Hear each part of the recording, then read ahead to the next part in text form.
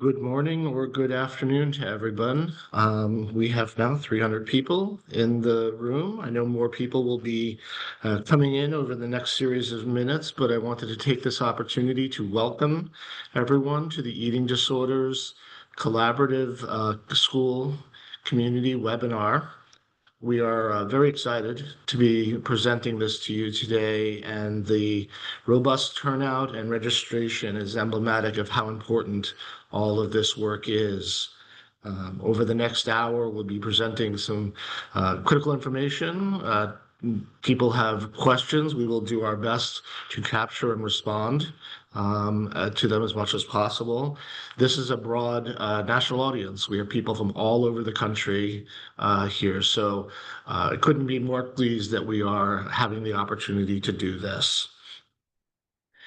Just to let people know that this work was supported by a contract from the U.S. Department of Health and Human Services. We'll tell you more about this later on, but we will be having several more of these webinars throughout the summer into September. Next slide. A couple of housekeeping notes. This webinar is being recorded. By attending, you consent to being recorded. During the webinar, please feel free to submit questions. We will do, as I said, our best to capture and respond. There are quite a number of people who are both registered and in, so we will be doing our best. Everyone will be muted upon entry and their video screens turned off. Just this keeps it a little bit more manageable for the team. Everyone who is registered for this will receive the presentation materials after we complete this webinar. The other piece to make you aware of is that we are recording, and this will inevitably be up on YouTube once it goes through an internal clearance process. The next thing I want to just let people know is that the views expressed in the webinar do not necessarily represent those of HHS. They are the members of this team and the broader scientific cohort with which we're operating in. Next slide, please. Just to quickly run you all through the agenda and learning objectives, we'll be doing introductions and roles of the school community, type signs and risks of eating disorders, potential interventions, the involvement of parents and guardians, implementation strategies to overcome challenges. We'll do a recap and closeout, a Q&A, and then we'll be presenting some resources. The goal of this overall is this is a very complex issue, eating disorders. I think everyone who's here has familiarity with how complex it can be. We want to raise awareness. We want to help people to understand more about these conditions, shine a little light, and also importantly, create a greater sense of community. I think as a clinical psychologist, I can say that the more that people feel like there are other people like them or other people who are connected in the same fight or the same challenges, the less you know you're alone. And so by creating broader community, we hope to provide a little hope for those out there who are working within this field every day. Discuss policies and procedures to be incorporated in the school community, and provide recommendations for how schools can contribute to providing students the best coordinated care. We're not going to be asking anybody to do things that are outside of the spectrum of what people can do. Just these are honest opportunities to create a more healing community within schools, to create a more inclusive community within schools, and to support those who may be impacted by eating disorders, and hopefully provide some prevention capabilities as well. And we can move on. I will start out by doing a quick introduction. My name is Dr. Jeff Greenberg. I'm a clinical psychologist and the director of the Eating Disorder Center of Excellence. It is wonderful to be here with all of you today. Thank you for your participation in this event and know how valuable it will be. My backgrounds are in, of course, elements of eating disorders, but a lot around trauma, military health, and those types of elements. I will now turn it over to my esteemed colleague to introduce herself. Hi, everyone. My name is Jean Doak. I too am a psychologist, and Have worked in the field with eating disorders for over 20 years, and my role within SAMHSA's Center of Excellence for Eating Disorders is as a content expert. And so I hope to be able to share that perspective with you and identify some opportunities around some strategies to assist and support you within the school communities. I do want to shout out to everybody who has joined from literally across the country. I think that's remarkable and amazing. I've seen a lot of states I've lived in, states I've visited, and states to visit soon.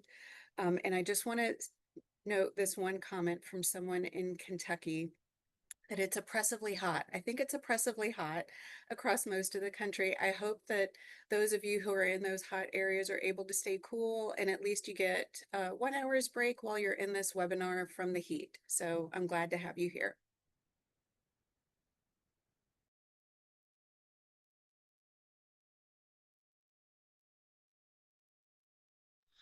Thank you. So, the mission of the Eating Disorder Center of Excellence is to serve as the preeminent federal resource in eating disorders to advance education, public awareness, prevention, treatment, and recovery.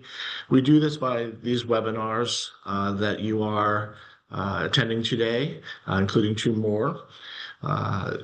Peer-to-peer communities, which have been set up with various attendees who are already signed up, and then creating some tailored resources that will inevitably be released through to communities at large.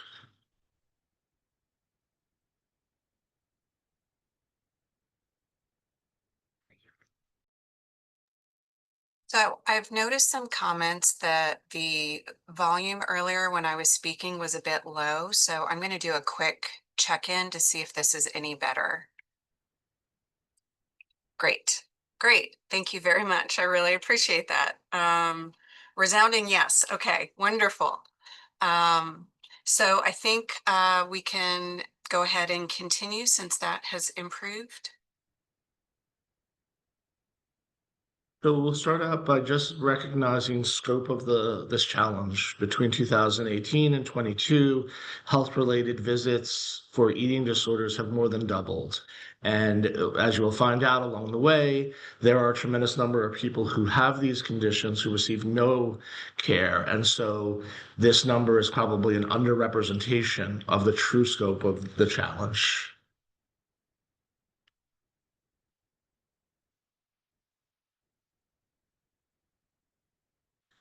We're going to launch a quick poll for people to rate their level of agreement with various. Sorry, we've got the, for people to open up the opening poll. We've got some questions. Essentially, which of the following of these statements are true? And more than one statement can be. If people wouldn't mind putting in their answers.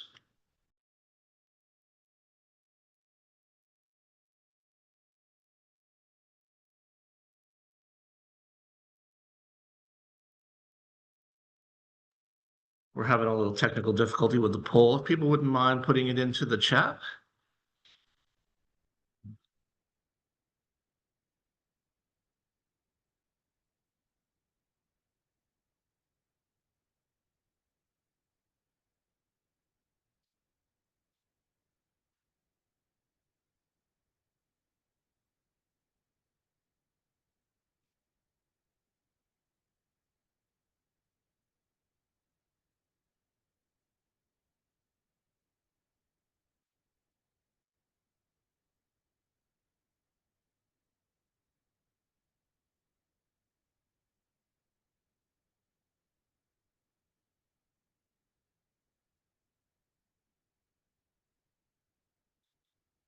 All right, we can move to the next.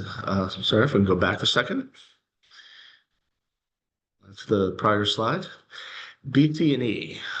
Eating disorders have the second highest mortality rate of all behavioral health conditions. They're second only to opiate use disorders. People with eating disorders can appear physically healthy and within weight recommendations. It's a myth that people who have eating disorders all look either extremely thin or extremely malnourished, which is part of why these can be such challenging conditions. And that schools are incredibly important environments for prevention, early identification, and early intervention of eating disorders. We can move on to the next, please. Again, in the chat, if people wouldn't mind responding with what are you most excited to learn about today, or what's the most important element of this to you?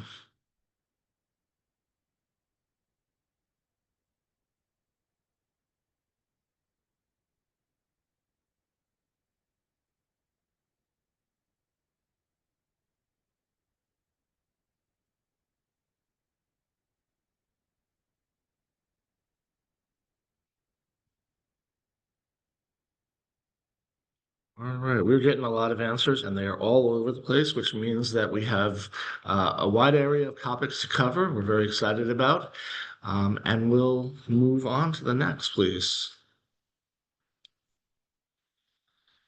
So today's topics and goals, just to present, we're looking to cover four things today. Identifying signs and symptoms of eating disorders within students, understanding student 504 accommodations, rights, and what the law is about, engaging with parents and caretakers. I think it's incredibly important to understand how a unified team is ever important to increasing the likelihood of success of both prevention and response to eating disorders. And addressing challenges in and out of the classroom. These are pervasive conditions which kind of can impact all areas of life. And so understanding the totality of what people may experience and how we can be responsive is incredibly important. So we'll start the eating disorders in the collaborative school community. And I will turn it over to my colleague, Dr. Doak. Thanks, Dr. Greenberg. And I again want to thank everybody for attending today. We are very honored to be able to present this information, and we're incredibly privileged to be able to partner with the school community. So when we talk about the collaborative school community, we're talking about all of you. We're talking about teachers, counselors, nurses, administrators, and by extension, parents and guardians, students, coaches, PTA organizations, and other school-related stakeholder audiences.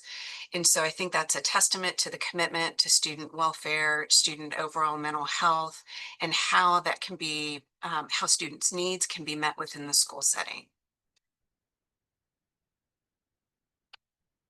Next slide. Okay, so for one of the roles or some of the roles for the school community, ideally when we work through this webinar today, what we hope to be able to accomplish is addressing various components of the role of the school community and its interface with student mental health. One of the areas of focus would be promoting positive behaviors and raising awareness. And we use the word positive intentionally. Oftentimes we can see appropriate or healthy behaviors used in the literature. And especially when navigating eating disorders and student health, we want to avoid any terms that might hold any inadvertent judgment. So we try to avoid healthy, unhealthy.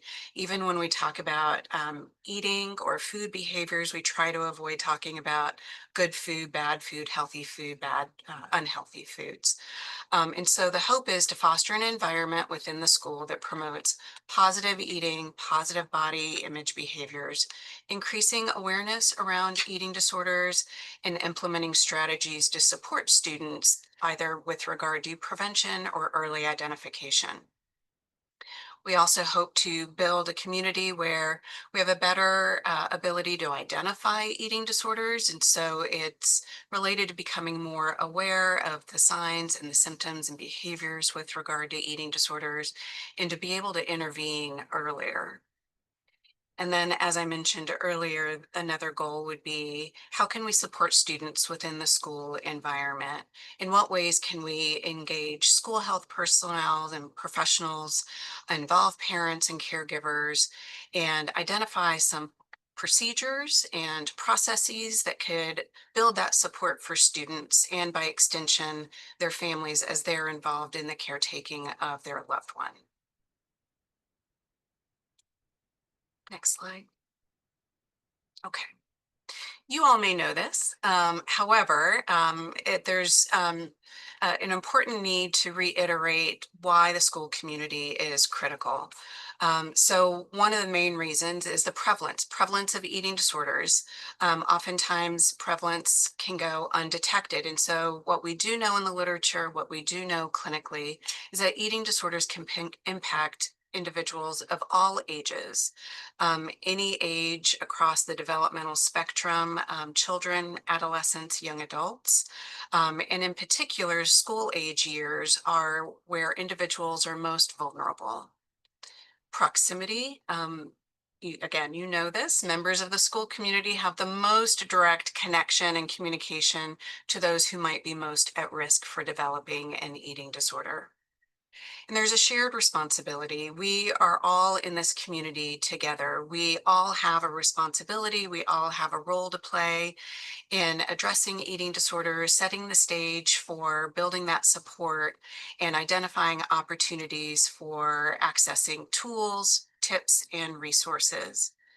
And then supporting needs where members of the collaborative school community could benefit from understanding what procedures are in place in my own school environment. You may be in a school environment where working with a student with an eating disorder hasn't happened very often, or you may not be aware of. And so this is a great opportunity to explore within your own school what resources are available, not only to the student, but to those within the school community, teachers, counselors, social workers, anyone involved who has contact with a student who has an eating disorder. So let's review some eating disorder facts. We do know that eating disorders result in over 10,000 deaths annually. And so, as Dr. Greenberg mentioned, eating disorders have the second highest mortality rate of all mental health illnesses, second to opioid use disorder. And what that means in our world terms is that one death every 52 minutes will occur as a result of an eating disorder. And at the risk of sounding somewhat morbid, that means that during the course of this webinar, there will be one person in the United States who will pass away from an eating disorder. And these statistics are staggering and really warrant the need for early action, early identification, and early referral.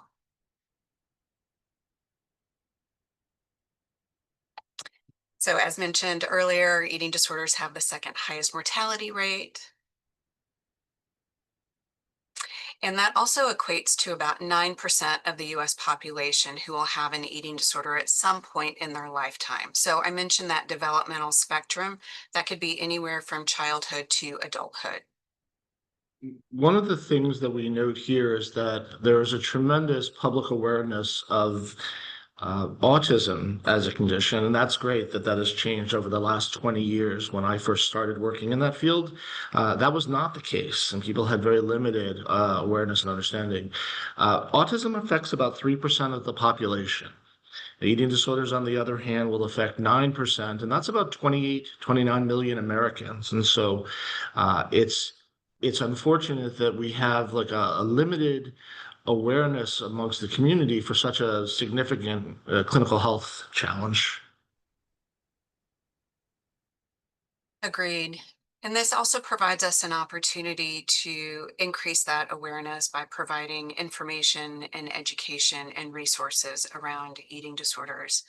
And despite the 9% of individuals being affected by an eating disorder, we also know that only about 20% of those individuals actually receive treatment.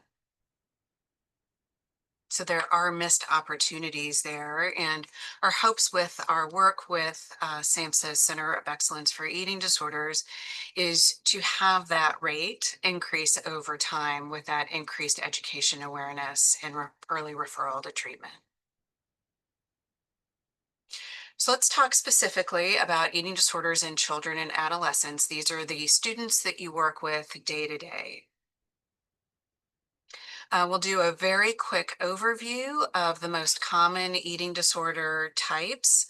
And these are eating disorder diagnoses. And we're going to move from left to right across the screen. Some of you may be or have heard of some of these diagnoses, and some of them may be less familiar. So we'll just provide a very brief overview. Starting on the left column, we have anorexia nervosa. And so some of the hallmark defining features are related to an intense fear of gaining weight with significant restriction of food intake or energy intake. And that is what leads to the significantly lower weight or significant amount of weight lost over time. Usually there are some significant medical complications that are associated with anorexia nervosa as well. Next is avoidant restrictive food intake disorder. Sometimes these are referred to by their acronym, so you might hear this referred to as ARFID. And the defining feature here is eating or feeding disturbance that is manifested by a failure to meet nutritional or energy needs, or a failure to continue to progress in meeting those energy needs. And there are three broad categories with regard to ARFID as far as how the symptomology presents. One is just a general disinterest in food or food intake. Another one is sometimes co-occurring with autism. So you might see this if you work with students who have autism, and that would be restrictive eating patterns or food intake as it relates to texture, color, smell, temperature, etc. And then the third would be restrictive eating pattern after a traumatic incident related to food, often involving like a choking behavior or a behavior that created or led to a significant amount of nausea. The next one is binge eating disorder, and the defining feature here is eating an unusually large amount of food in a circumscribed period of time, accompanied by a sense of loss of control. And then the next one is bulimia nervosa, where the defining feature has episodes of binge eating disorder. But the difference with bulimia nervosa compared to binge eating disorder is that with bulimia nervosa, there is a use of compensatory behavior to get rid of the food that was ingested. So that could be through vomiting behaviors, laxative use, diuretics, hyperexercising, etc. And then the last category on the screen is other specified feeding and eating disorder. Again, the acronym here is OSFED. And this is a broader eating disorder where an individual may not meet the full criteria of the other eating disorders. But I will say one of the more common ones that we see would be an individual who presents or possesses most of the behaviors with similar to anorexia nervosa, but perhaps they may have started at a higher than average weight status, still lost a significant amount of weight, still could have some significant compromise, but their weight status doesn't meet a malnourished category.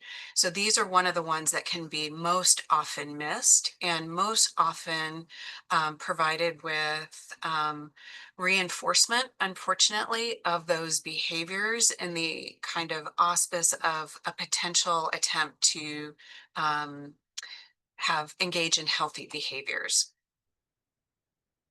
Next slide.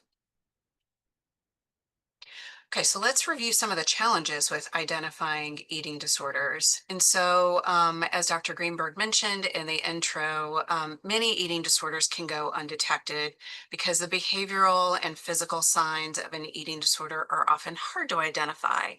And this could be due to secrecy. This could be due to not being around students when they may be engaging in those behaviors. And this could also be due to not necessarily seeing or observing physical signs or symptoms of an eating disorder. And so what we know often is that because there's a great deal of secrecy with eating disorders, there's also a great deal of shame and guilt associated with eating disorders. Students, you might find, might be quiet and reserved. They're really, really good at hiding their behaviors for those reasons that I mentioned earlier. And oftentimes, another reason why some of these behaviors may go undetected is that they could be excelling in multiple areas within the school domain. So they could be high achievers with regard to academics and or athletics.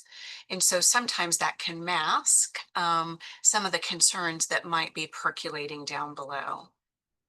And so over to the right are some sample scenarios of what you might encounter in the school setting. And so the top one is, I noticed Jimmy almost never finishes his lunch at school. Is he a picky eater or is there something more serious going on? And so the picky eating is intentional because picky eating can be a pretty typical and developmentally appropriate child and adolescent behavior. So it's great to kind of question if that is what's at play or if there might be something else that might be going on. The second scenario is Maria is a star athlete on our softball team, but I'm starting to worry about how much she is training and talking about working out. And so, again, eating disorders and behaviors can offer opportunities for hyper focus in some areas. And so, that may be excessive or hyper exercising or compulsory type activities like working out or overtraining behaviors. So, it's a great kind of question and observation like, what else might be going on here? And then the last scenario is Paul is a straight A student, but recently he's been struggling to concentrate in class. That could present with a whole host of things, as you are very well aware. There could be some attentional issues, there could be some mood related issues, there could be anxiety related issues. And I want to put on your radar that there also could be some eating disorder related issues. And so, what we know about energy deficiency or restrictive eating behaviors is that it can take a negative toll on energy stores. And we also know that that decreased energy store can have an impact on cognitive functioning. And so we do see with a lot of students with eating disorders that they do have decreased ability for concentration, decreased ability to stay on task, and decreased ability to sustain and maintain their focus. So again, it's not a direct correlation, but again, it's an opportunity to keep eating disorders on your radar. Next slide. Okay, so this is a quick question for y'all. Have you seen any behaviors with any of your students or in the school setting that made you worry that a student might have an eating disorder? And I think we could probably just go through the chat. It could be any type of observations or behaviors that you've seen or even heard of from others in the school setting.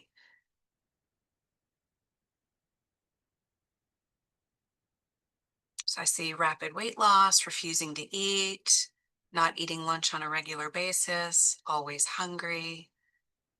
Yes. Passing out. Yes. That's a major red flag.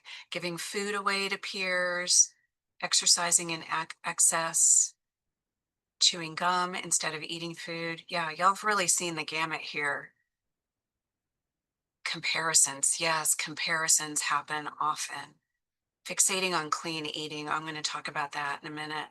Excessive exercise. And if I don't call out your comment, please know that it's not going unnoticed. There's so many observations that y'all have. And so I'm kind of trying to keep track of all of them. Playing with food on the plate. Yes, that can happen a lot. Very thin, cutting or breaking food into small pieces. Yes. Not eating around others, strict calorie counting. Yes.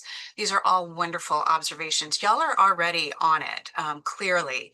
And it sounds like many of you have experience with students who have an eating disorder, or at least have observed some behaviors that might be an indicator of an eating disorder. Yes, obsession around foods.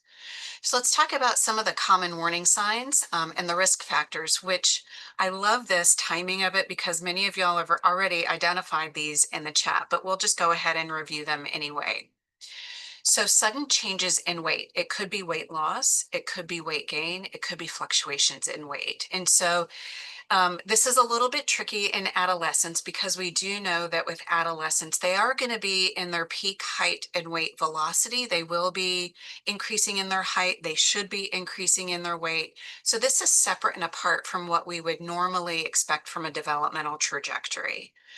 Changes in attitude, either spending more time alone when they used to be much more social or engaging, and a shift or change in their performance, academic or otherwise. Frequently talking about food, weight, shape, exercise, dieting, difficulties with concentration, focused memory, attention, information processing, vomiting behaviors, purging, restrictive behaviors, binge eating behaviors, eating in secret. Again, y'all have really touched on a lot of these things. Hyper focus around food, quality, content, calories, food prep, recipes, excessive or compulsive exercise patterns. And something that can be challenging as well is the next bullet, which is a denial of the problem or severity of the problem, which can be really tricky when you are identifying someone who might be struggling with an eating disorder and are offering avenues of support. So we can talk about that in a moment. And then the medical complications. So these are related to heart rate, related to blood pressure. And so it would be dizziness, fainting, brittle hair, loss of hair, easily bruising. And so some individual risk factors I mentioned earlier would be students in key transitional periods. So oftentimes for females, it could be pre-menstrual areas or periods of time, menstrual areas as well. Oftentimes there could be some shifts and fluctuations with weight. I mentioned the peak height velocity, meaning like the increase in the rate of increase in height and weight. Those are peak times developmentally, as I mentioned earlier, that could be very, very normative, but could also place students at risk for developing an eating disorder. And then the medical and mental health co-occurring factors, whether it's anxiety or depression, athletes, which is a category of the population that can often be missed or overlooked in having an eating disorder under the auspice of they engage in health behaviors. So how could they have an eating disorder, so to speak? And then students who have a family history of eating disorders and frankly, even any other mental health disorder.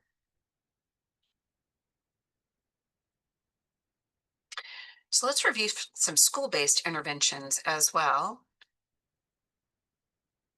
And so some of the recommendations for schools include, and I'm just going to work from the left side and then go over to the right side. So promoting awareness around eating disorders. And this is related to encouraging all staff to be informed about addressing eating disorders within the school environment. I think today's participation in this webinar is a great first step in that process, or maybe it's one of many steps that y'all have already taken. Encouraging training of all individuals within the school environment to incorporate eating disorder education and increase that training and awareness for all those involved in the school environment. And then the tricky one, which might be school, district, state, even specific, would be the standardization in the escalation process.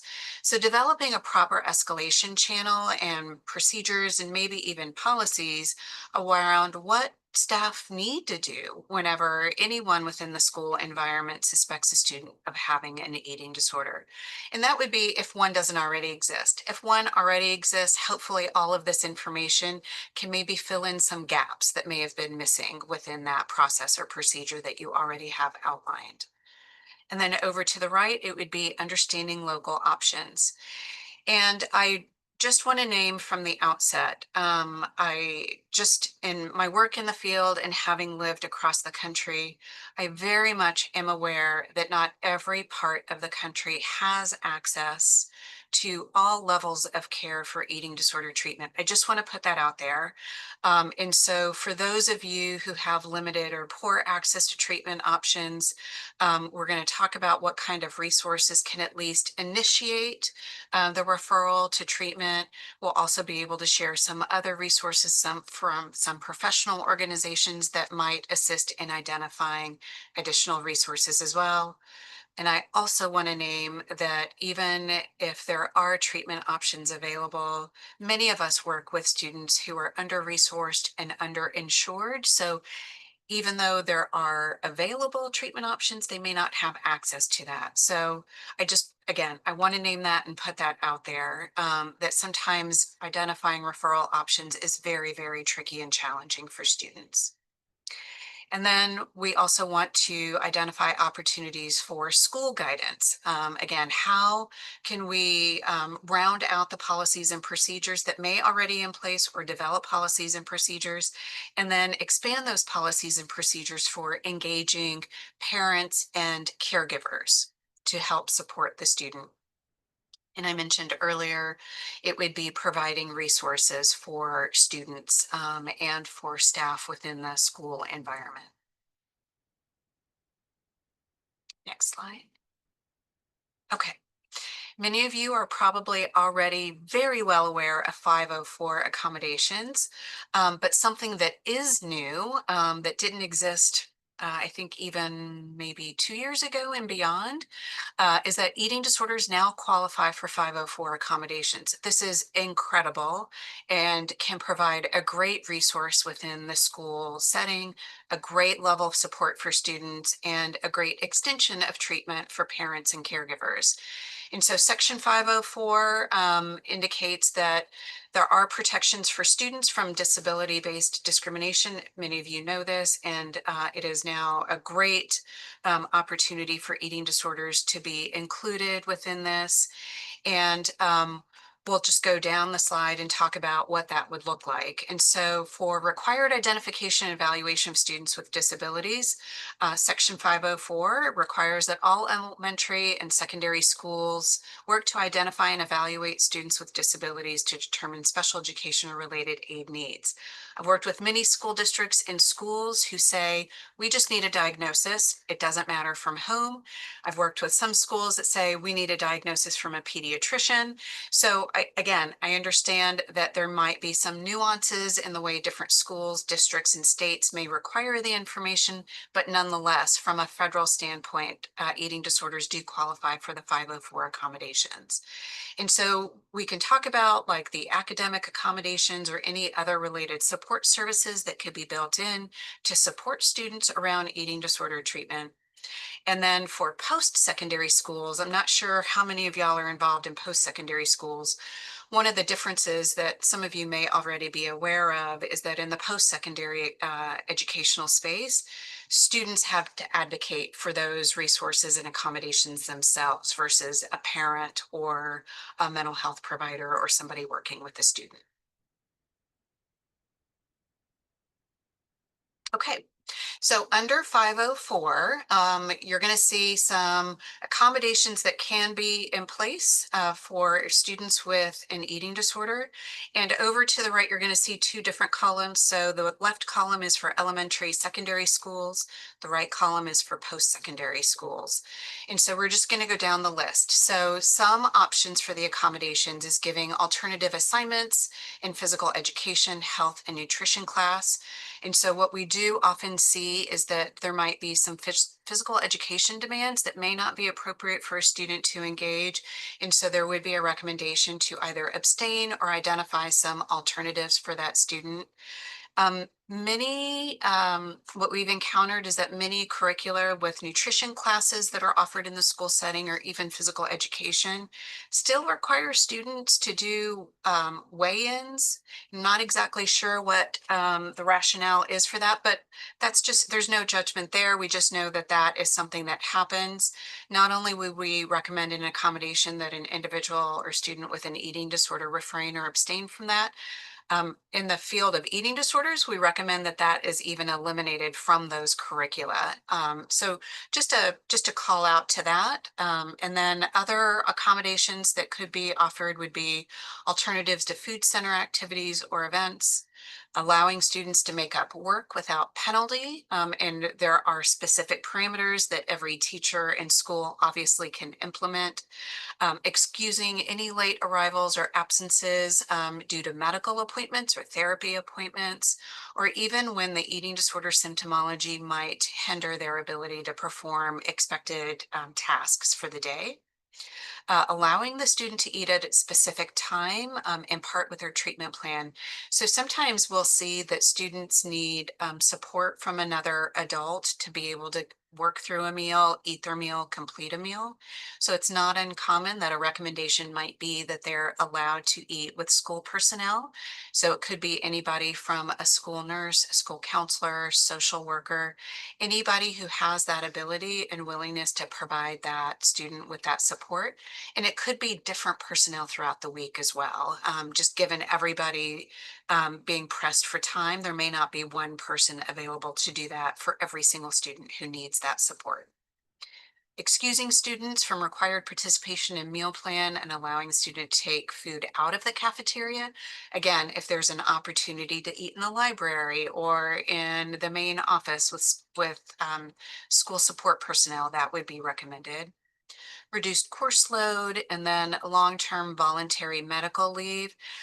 Usually when students are so compromised from a mental health perspective, behaviorally and or physically from a medical perspective, they may be required or recommended to engage in treatment at a higher level of care that comprises most hours of the day, most of the days of the week. And then sometimes those levels of care involve being in a residential treatment setting or an inpatient treatment setting.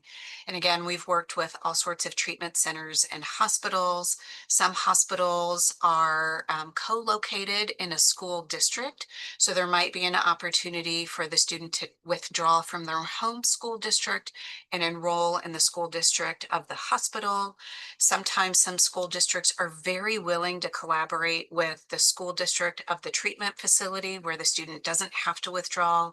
That's all to say that there are many opportunities to identify an accommodation that can meet the student's needs in that regard. Next slide. Okay, so I mentioned level of care, and so let's talk about the additional consideration. So with level of care, I mentioned that some students will be absent from the school day, if not even absent from their home.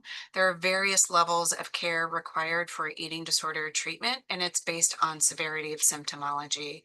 And so it is important to note that students who do require more intensive care may need more extensive accommodations. They're missing most of the school day, school hours, and so their ability to work on school related tasks are probably only going to be relegated to evening hours.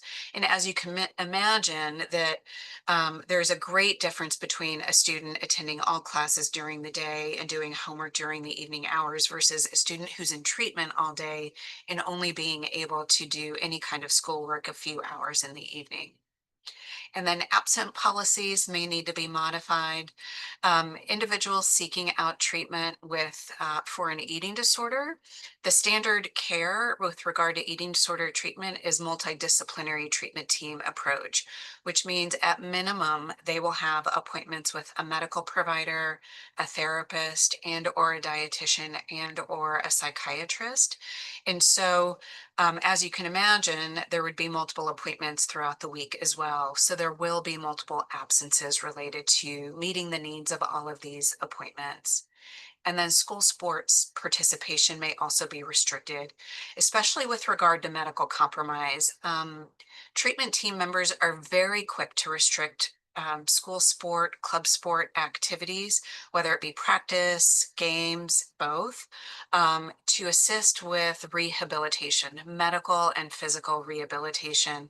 One of the things that we do know, and there's a great vast of information around the clinical indicators for this, is that when a student is medically compromised and they continue to engage in sport activity, especially at the level of activity that they are engaging in before, they will continue to experience medical compromise.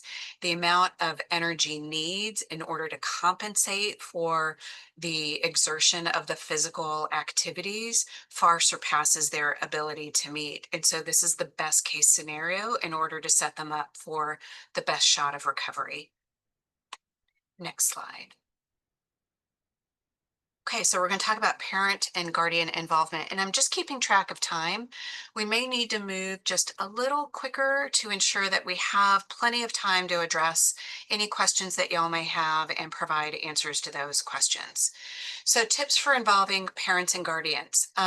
Again, many of you may already have policies and procedures in place for involving parents and guardians with all sorts of mental health related concerns and maybe even academic concerns as well. Some of this may be new information to you. Some of this may be similar to what you already know. But parents and guardians with regard to eating disorders are a critical component of the treatment team, and they are absolutely essential and needed to be able to provide support and treatment for children and adolescents with eating disorders. And so the goal is, how can we, all of us being part of the school community, empower, provide reassurance, and engage in difficult conversations with parents and guardians throughout the entire process. So we'll just move from left to right. So one of the ways that we can do so is providing open communication channels with the school and a point of contact to emphasize that the school can be a trusted partner in the care and delivery of support for their child. Again, this is probably not anything that's too different from what y'all already do. And then another one can be approaching conversations focused on empathy for the situation and concern for the well being. Again, this is always without judgment, without opinion, and it is just sharing your observations of what you've seen within the student, how different the current observations are from previous observations, and engage in that process of collaboration. In what way can we all work together to support the student? You're not making a diagnosis at all. You are just providing and sharing these observations. And you might also be a key component in identifying resources for a family or caregivers. Many times, many families and guardians don't really know where to go for any of these concerns. And oftentimes, many families just rely on feedback from their pediatrician, who they mostly see once a year unless they have a chronic medical condition. And there's this idea, well, if the pediatrician's not concerned, why should I be concerned? But so much can happen in a year's time, as you all are aware. And then clearly communicating support that the school can offer, in what ways and in what types of services are available in the school environment, and what types of supports can be provided. And then collaborating with parents and guardians in determining next steps, and then asking them in what way we, all part of the school environment and community, can offer support to them. Okay, so let's talk about overcoming challenges with regard to this aspect. And so some of the challenges with implementing the strategies within the school community would be understanding your role. Again, I just want to name from the outset, we are all very well aware that everyone in the school environment is already tasked with a lot to do day to day. You've also been asked to keep an eye and monitor students' behaviors, cognitions, academic performance, athletic performance, for all sorts of other issues as well. Our goal and our hope is to not overburden you at all with any of this. And the goal will be to identify these opportunities for intervention that feel somewhat manageable, or even manageable when it's held as a shared responsibility within the school environment. So taking that team approach is going to be really, really critical. The burden should not lay on one individual at all. Anticipate challenges with change. So discussing eating disorders can be incredibly difficult, and some recommended treatment plans can involve a lot of restrictive activities for the school environment and the ways in which students engage within the school throughout the day. And so we want to identify that it is crucial for all parties to be on the same page about what's best for the student. Consider individual circumstances. It's important to note what individual needs are. You do this often with regard to how you intervene with students. You know that not every student learns the same way, responds in the same way, completes homework assignments in the same ways as well.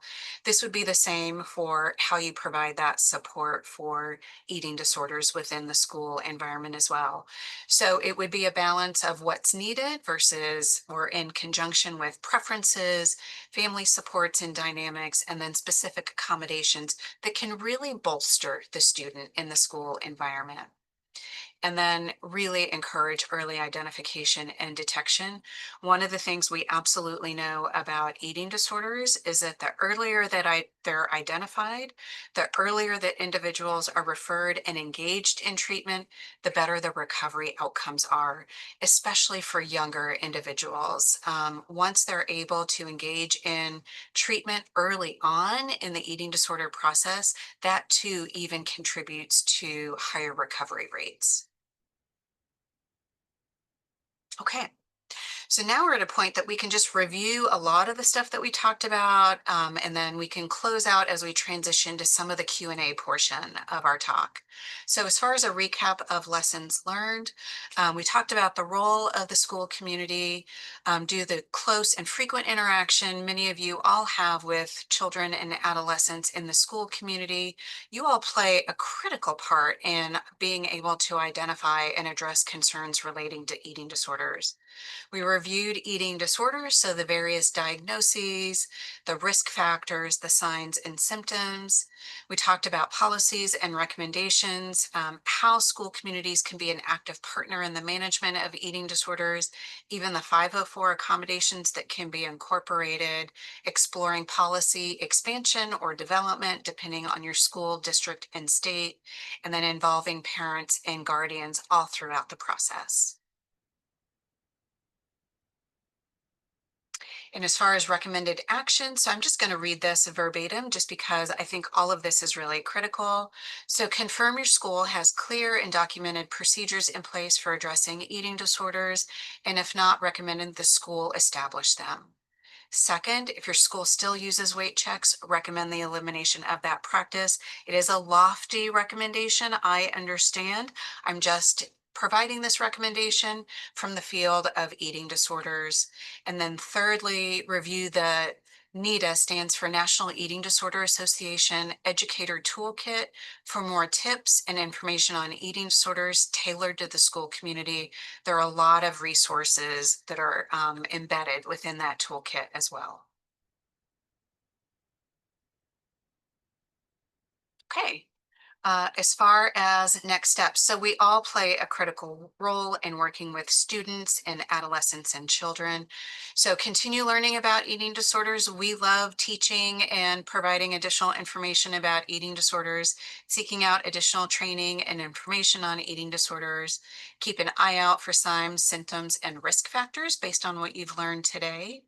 Visit the Eating Disorder Center of Excellence page for additional information. We're going to share that link, and then share this information resources with your colleagues and peers. And then tools and resources. We promised you that we were going to give you additional information that you can take back. So these are all links that you're going to have access to, and just going from top to bottom. So there's some general information. I mentioned the National Eating Disorder Association is a terrific resource for the school community, for clinicians, for parents, and even for students. So that could be a resource that you could freely provide. The Academy for Eating Disorders is more of a professional facing resource. FEAST, which is Families Empowered and Supporting Treatment of Eating Disorders, is a great and terrific resource for families, caregivers, and guardians. And then educator-specific resources. I mentioned the NEDA Educator Toolkit, NEDA Tips for Educators and Eating Disorders in the School Setting, and then the 504 resources. So the Section 504 protections for students and the U.S. Department of Education information on eating disorders as well. Okay, So now we are going to do our closing out poll. So please rate your level of agreement with this statement. And I'm not sure if we're going to do a poll or put the information in the chat. Oh, I just saw the poll pop up. So feel free to complete the poll and rate your level of agreement with I learned something new about eating disorders. So strongly agree and on down.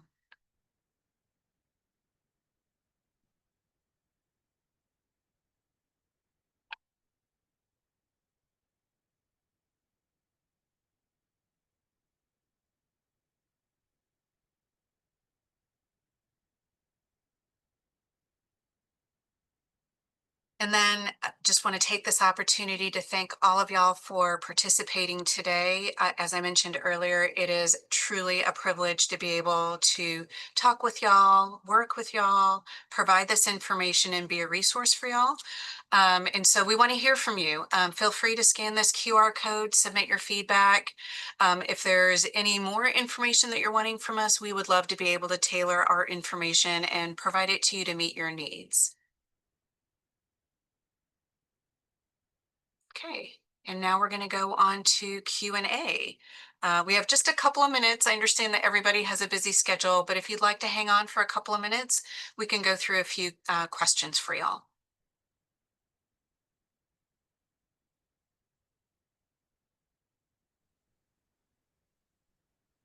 So, for anybody who doesn't have their question and answers today, please feel reach out to us. We'd be happy to try to provide a good response. We have a question on ADHD and children who steal foods and overeat and may be overweight. Any information on sort of the ADHD eating disorder overlap or co-occurrence? That's a great question. There are some co-occurring behaviors. So one of the things that we do know about ADHD is that there may be some poor impulse control. And so for some of our eating disorders, less so anorexia nervosa and more so bulimia nervosa, that may have a correlation in behavioral symptomology. One of the things that we also know is that sometimes when a student who has ADHD is also on a stimulant, it can compromise their appetite. And so that can sometimes lead to just a disinterest, forgetfulness of eating, and maybe even having a lower appetite. So that can get a little muddy, that cross section there. And so there might be an opportunity to just explore further about what might be going on. And what we see oftentimes is that if a student has or carries a diagnosis of ADHD and a co-occurring eating disorder diagnosis, the use of stimulants is used with caution and with an eye on how that may impact appetite as well.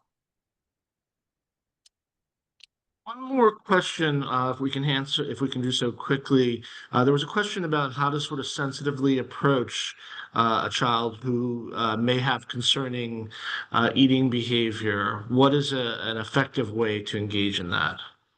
That's a great question. And it's often one that's really hard and really challenging to navigate because you're trying to balance not having the student feel as if they need to be defended or guarded. And then you also want to use an approach that's non-accusatory and non-judgmental. I think the easiest way to do that is a term that we call observe and describe. And so if you've noticed a shift in behaviors and you've observed that, it would be very appropriate to say, hey, fill in the blank. I just want to chat with you a little bit because I've noticed there's been a shift in your behaviors. And I kind of want to check in to see what might be going on there and if there's any way I could support you with that change. So again, you're not naming that you think that they might have an eating disorder. You're not labeling, you're not diagnosing or anything like that. You're using your observational skills and your relationship with the student to engage in that conversation. Great, thank you. We were at that time. For those who did not have the opportunity to have their questions answered, please feel free to reach out to us.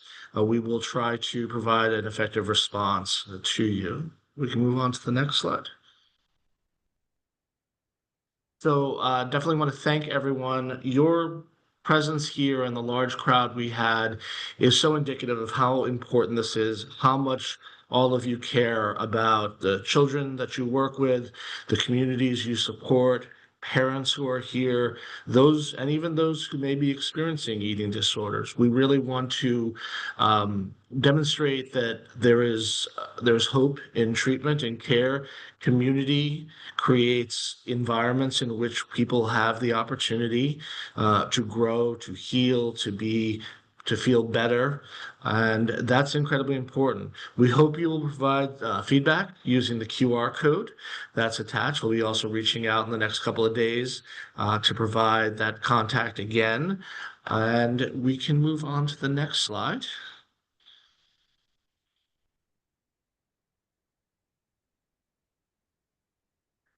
This is just some references. I'm not going to talk a great deal about it.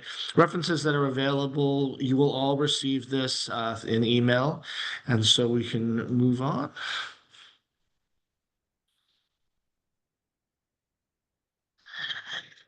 I just want to take some time to thank Dr. Doak for doing a fantastic presentation today. It's always great to have the opportunity to work with her. To all of the people out there, we are trying and working to build a broader community. A community I cannot express enough how important it all is. This is across fields of healthcare, behavioral health, etc., and is certainly no different for those who experience eating disorder.